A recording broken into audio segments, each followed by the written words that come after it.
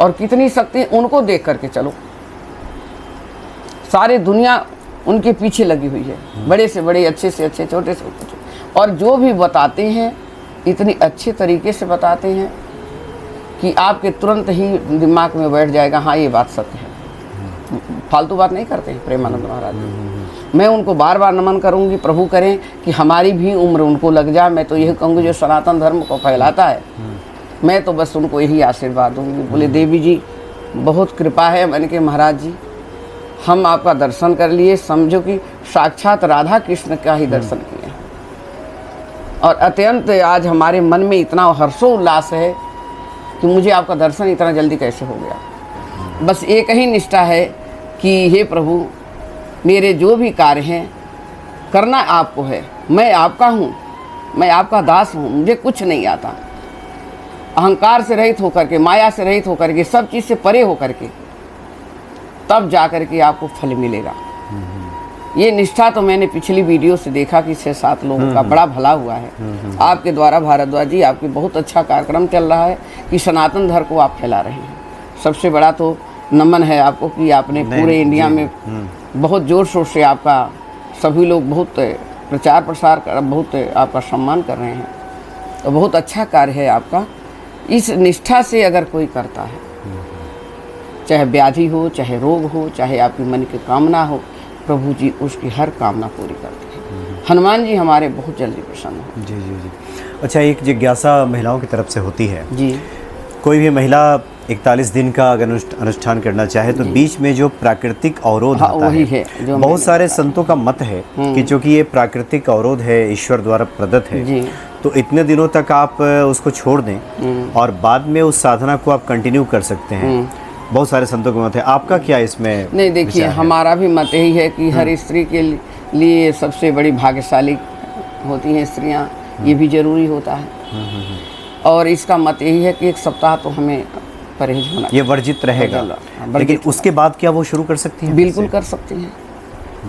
मैंने क्या बताई कि अगर आपके महिला के पुत्र हैं, महिला की पुत्री हैं, पति हैं, तो इस अनुष्ठान को बीच में कर सकते हैं।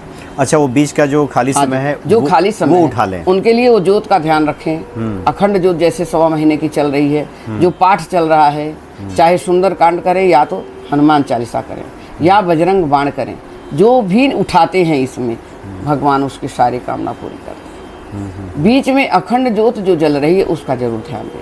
हाँ, वो अखंड ज्योत जलती रहे। अगर 108 है या 1100 कंटिन्यू करना है हमको, तो बालक बच्चे उतना नहीं कर सकते हैं, महिला 1 सप्ताह के बाद वो पूजा कर सकती हैं, वो पूरा अनुष्ठान पूरा कर सकती हैं, उसमें कोई दोष नहीं है। और प्रभु भी जानते हैं कि वो प्रकृति का देन है, हमारे तो आपने प्रभु की देन है जी। और वो भी जरूरी भी है हर महिला के लिए। तो ये अखंड ज्योत जलता रहे जी। और उन दिनों में उस महिला के घर के कोई भी सदस्य हो, थोड़ा सा भोजन उसको आगे बढ़ाएं। हाँ। और फिर उसके बाद फिर वो महिला कर सकती हैं। पर यह है कि घर में भोजन का शुद्धता का ध्यान, शुद्धता बहुत ज्यादा होनी चाहिए। मैंने जिसका बताया है ना 5 आदमी का, पिछली वीडियो की बात में बता रही है, आपके द्वारा जो प्रचलित हुई है, सब लोगों ने नियम पूर्वक किया है। बेटी की शादी थी बॉम्बे वाले की, उनकी लड़की को छोड़ दिए थे, वो चाह रही थी कि लड़की का हमारा जल्दी से छुटकारा मिल जाए, उनका भी मिल गया कि माता जी आपके द्वारा बहुत कल्याण हुआ। बहुत लोगों का मध्य प्रदेश से बहुत लोगों का फ़ोन आया और सब अभी भी पूछते हैं लोग माता जी कैसे कैसे किया जाए। तो मैं इस हिसाब से बताऊंगी कि यही हम कहेंगे कि सभी भक्त थोड़ा अपना इसी का परहेज करें अगर शुद्धता है। और हमारे परम कृपालु, चाहे मेरी माँ हो, चाहे मेरे हनुमान जी हो या भोले हों, जिसको हम मानते हैं और हम परम निष्ठा से उनकी पूजा करते हैं, तो हमें सहने की शक्ति पहले आती है। अच्छा। पहले ही शक्ति आती है। और जब शक्ति आ जाती है तो कोई भी दुख होता है तो उस दुख को निवारण करने के लिए भगवान साक्षात खड़े हो जाते हैं। मैं दूसरे की बात नहीं और मैं अपनी बात करती हूँ। जिसको क्या अनुभव होता है, मुझे तो कोई भी अनुभव, देखिए बिना मेरी माँ इष्ट हैं, मेरी माँ की छाया मेरे साथ चलती है जी जी भारद्वाज, और बिना उनके आदेश से मैं कहीं एक पैर भी नहीं, पग भी नहीं रख सकती। आदेश हुआ तो हम अभी निकल देंगे। जिस टाइम अनुभव होता है अंदर हमारे, मेरे बजरंगबली, मेरे हनुमान जी, माता रानी यहाँ के इष्ट हैं और हम इनको मानते इतना है कि जब तक अनुभव नहीं होता तब तक हम नहीं कोई कार्य करते हैं। तो ये तो अनुभव तभी होगा जब निष्ठा होगी। और अब बार बार ये भी बात हम कहेंगे कि आप पुस्तक पढ़ रहे हैं, आपका मन नहीं एकाग्रचित है, तो एक बात मैं और भक्तों से बताना चाहूँगी कि ज्योत जो जलती है, खंड ज्योत जला रहे हैं आप कोई भी कार्य करें तो उसमें आपका मन विचलित होता है। लेकिन जब ज्योत जला करके आप बैठ जाइए उनके सामने और आप पूजा में बैठे हैं, तो आप माला जप रहे हैं लेकिन आप सिर्फ ज्योत का ध्यान दीजिए। अच्छा, ज्योति पे आपकी निगाह है, बिल्कुल ज्योत पर ध्यान दीजिए, आपका मन बिल्कुल विचलित नहीं होगा, मन जाएगा ही नहीं। उस ज्योत में ही हमारे प्रभु का दर्शन हो जाएगा। जिसका मन ज़्यादा नहीं लगता है, विचलित होता है, लोग पूछते हैं तो हाँ, कि एकाग्रता नहीं आती। एकाग्रता उसमें रहती है। सिर्फ ज्योत को देखिए, ज्योत को देखेंगे तो आपकी पलक भी झपकेगी तो भी आंसू आते हैं, अश्रु निकलते हैं आंखों से, गर्म अश्रु निकलते हैं, बाद में फिर ठंडे अश्रु, क्योंकि आपके अंदर की जो गर्मी होती है, जो आपके अंदर की व्याधा होती है, दूर होती है। ज्योत से बहुत जल्दी साधना बढ़ती है। ये मैं जरूर बताना चाहूंगी भक्तों से। ये तो बहुत महत्वपूर्ण आपने बातें बताई, क्योंकि साधना बहुत बढ़ती है। अग्नि एक तरह से साक्षी स्वरूप भी है, साक्षी स्वरूप, और आपकी एकाग्रता अगर नहीं बन पा रही है तो आप ज्योत को देखिए, ध्यान पूर्वक ज्योत देख करके स्थिर करें, कहीं मत, स्थिर हो जाएंगे एकदम बिल्कुल। 2-4 दिन के बाद ही आपका मन ही नहीं लगेगा इधर उधर नहीं, आपका ज्योत पे ही ध्यान लगेगा। और आपको ज्योत में ही जिस भी इष्ट को आप मानते हैं उन्हीं का स्वरूप लेकर के आप देखें तो देखिए ज्योत में ही दिखती है। क्योंकि बहुत सारे बहुत अच्छी लिखते भी हैं कि ज्योत में कई बार हनुमान जी के दर्शन होते हैं, जी, फूल बनता हुआ दिखता है कई बार, हमारे यहाँ होता है। मैंने आपको यही बताया ना, एकाग्रचित मन अगर है तो ज्योत को देखिए। साधना इतने जल्दी नहीं होती, पुस्तक पढ़ने से मन नहीं जल्दी भटकता है। जी बिल्कुल। पर आप अगर 5 मिनट भी समय दे दो, ज़्यादा मत दो। ये नहीं कि आप आधा घंटा बैठी, 5 मिनट से शुरू करिए। आपको धीरे धीरे भगवान उठने नहीं देंगे। आपकी इच्छा नहीं होगी, घंटा हो जाएगा, 2 घंटा हो जाती। मैं 4-4 घंटा एक आसन में बैठती हूँ भारद्वाज जी। अच्छा, कभी कभी विचलित हो जाता हमारा भी मन, पर हमारा बस उसी पे जाएगा कि माँ क्या बात है, फिर अपने रूप में प्रभु का और वही दर्शन। माँ को भी ज्योता वाली माता भी कहते हैं। जी, ज्योता वाली माता। देखिए ज्योत से कितना भाई अग्नि के बिना तो कुछ भी नहीं हो सकता है। अग्नि में भगवान अग्निदेव वास करते हैं, साक्षात भगवान विष्णु ही हैं। तो अगर साधना करनी है, जिसका मन एकाग्रचित नहीं होता है, तो मैं भक्तों को यही बताऊंगी कि ज्योत जलाइए और ज्योत को ही देखिए।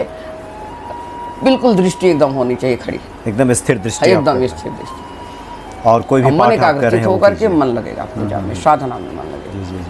अच्छा, अभी आप से चर्चा हो रही थी, आप वृंदावन भी गई थी। हाँ जी। और पूज्य संत प्रेमानंद जी महाराज से आपकी मुलाकात हुई है, उनके बारे में कुछ अनुभव? मैं देखिए अभी ये प्रेमानंद महाराज, अभी प्रारब्ध की बात जो हो रही थी, उस बात में मैं कहने भी जा रही थी कि प्रेमानंद महाराज जी का मैं दर्शन करके आई हूँ। और काफ़ी रात से ही लोग लगे रहते हैं, पर प्रभु की कुछ कृपा है। और कुछ अभी हमने कहा ना कि जा पर कृपा राम की होई, ता पर कृपा करे सब कोई। हाँ। अब भरोसा मैभा हनुमंता बिन हरि, जब तक हरि की कृपा नहीं संत का मिलन नहीं होता है। और सिर्फ 20 मिनट के अंदर सुबह मॉर्निंग में मुझे संतों की सेवा करनी थी, दूध का वितरण करते थे, हजारों की संख्या में हमारे गुरुजी के संत थे, वहाँ मुझे सेवा में जाना था।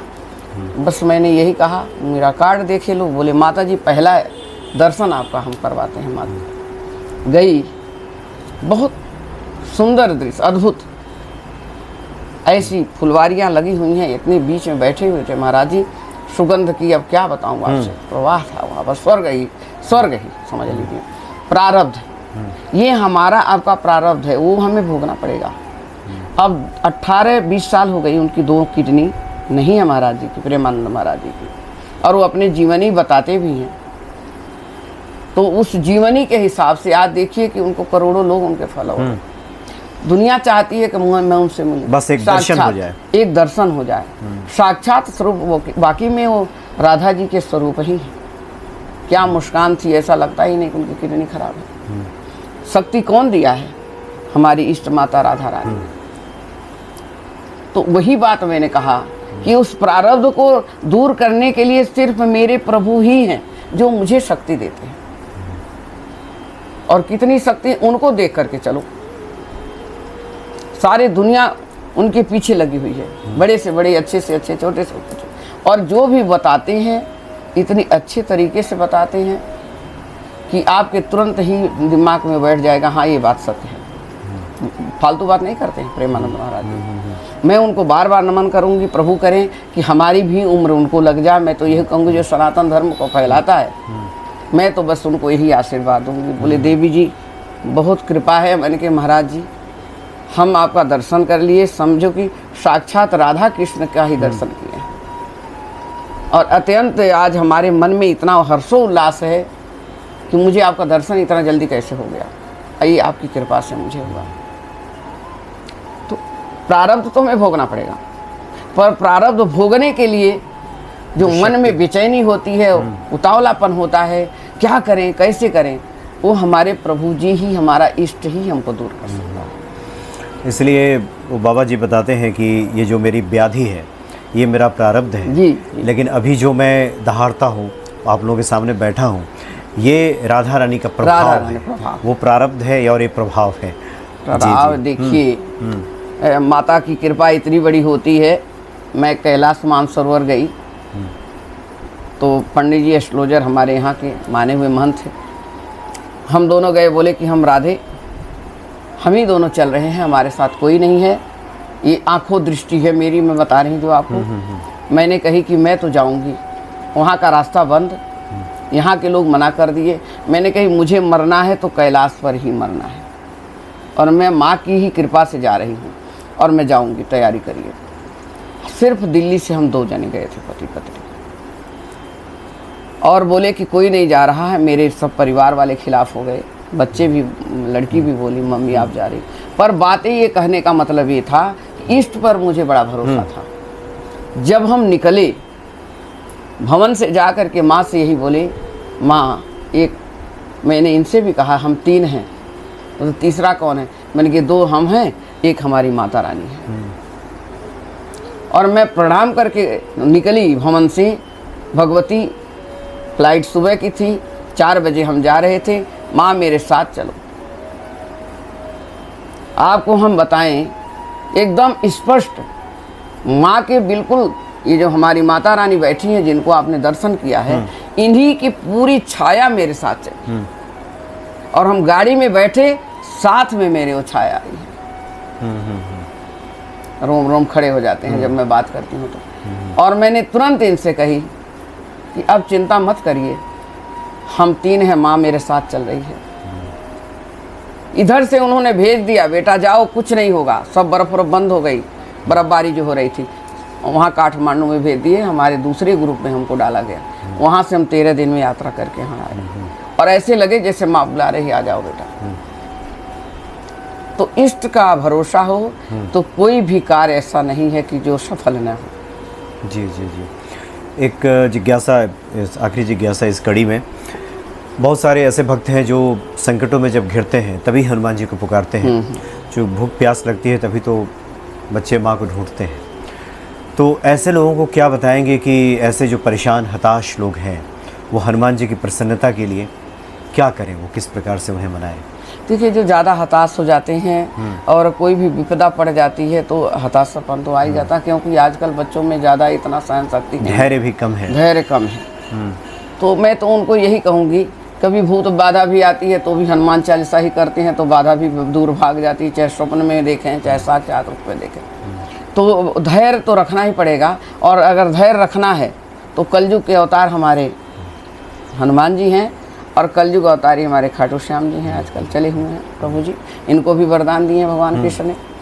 तो अगर बच्चे अगर ये भी करते हैं, कुछ ना करें, चलते फिरते भी हनुमान चालीसा कर लें, संकट में घिरे हुए हैं तो भी प्रभु जी उनकी रक्षा जरूर करेंगे, शक्ति आएगी उनके अंदर। प्रभु जी बड़े जल्दी शक्ति देते हैं हनुमान जी। और धैर्य रखना पड़ता है, और धैर्य इतने जल्दी भी नहीं आता है। देखिए, हम कभी पूजा ही नहीं करें भगवान की, और 1 सप्ताह कह दिए हनुमान चालीसा कर लिए और पाठ कर लिए, जी हम तो बहुत पूजा करते, भगवान नहीं सुनते हैं। अरे ऋषि महात्मा लोग तो हिमालय में बैठे बैठे जीवन बीत जाता है, दीमक लग जाते हैं शरीरों में। आज उन्हीं की वजह से हमारा ही भारतवर्ष खड़ा हुआ है, जो ऋषि महात्माओं की तपस्या पर हम लोग सुरक्षित हैं। तो इतनी जल्दी तो प्रभु भी नहीं प्रकट हो पाएंगे।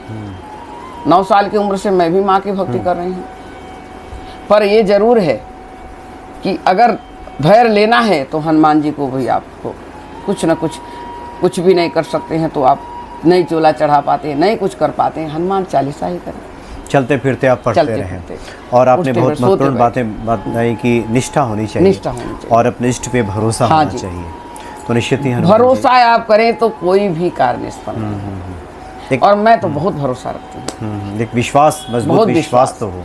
विश्वास है। कोई भी डॉक्टर के पास आप जाएंगे, आपको विश्वास नहीं है तो आप कितनों की दवाई ले आइए तो आपको नहीं प्रभाव कर सकती है। और विश्वास है तो थोड़ी सी भभूति दे दी जाएगी तो भी फलीभूत हो जाएगा, फलीभूत हो जाता है।